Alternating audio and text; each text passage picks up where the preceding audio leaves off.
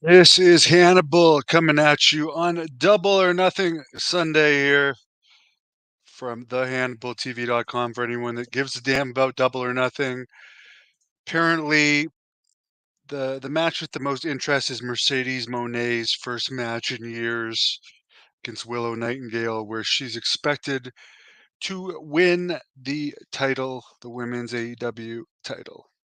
As far as the WWE King and Queen of the Ring pay-per-view yesterday, this finish, some people are reporting that this was a referee screw up. No, this was a planned finish, according to the Wrestling Observer, and it looks very obviously planned here if you look at Orton's eyes to have his shoulder up. Orton's going away. I don't know if he's injured again or what, but supposedly he's going away for a while and he'll be back and they're going to use that shoulder up as an angle. I got a bunch of comments from people saying they all knew that Gunther was going to win King of the Ring.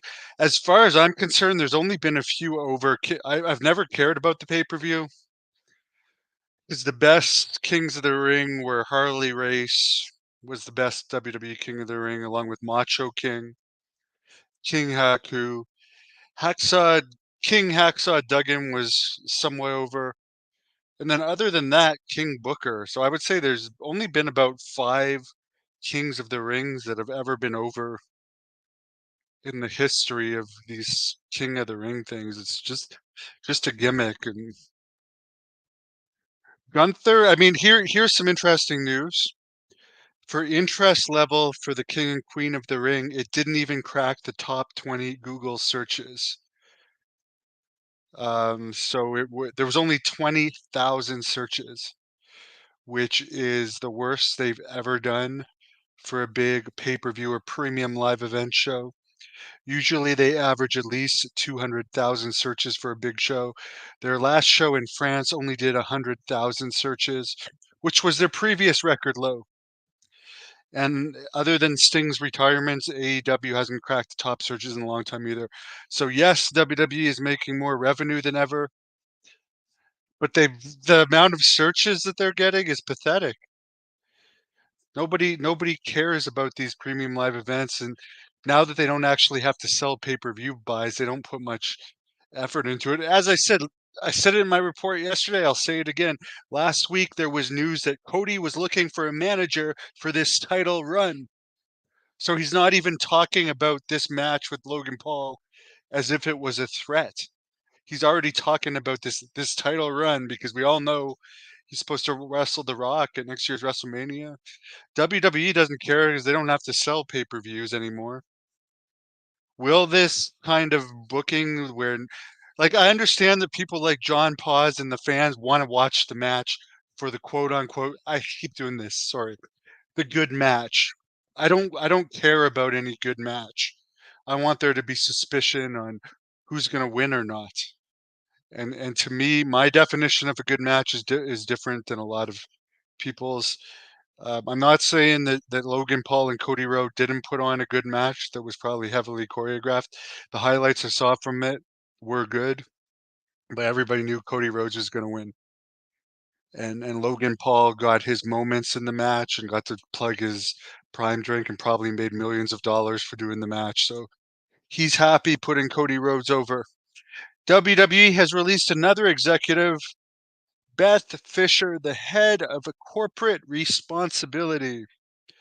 Whatever the hell that means, I don't know. I'm not gonna pretend I do know. Kenny Bolin, he's gonna try and find out what's going on with Randy Orton. Kenny Bolin himself. That's cool. He does look great. He looks better than ever. So Kenny Bolin is gonna find out why Randy Orton is taking this time off. Greg 79, I'd rather watch old events on YouTube as well. We don't get Peacock here in Canada.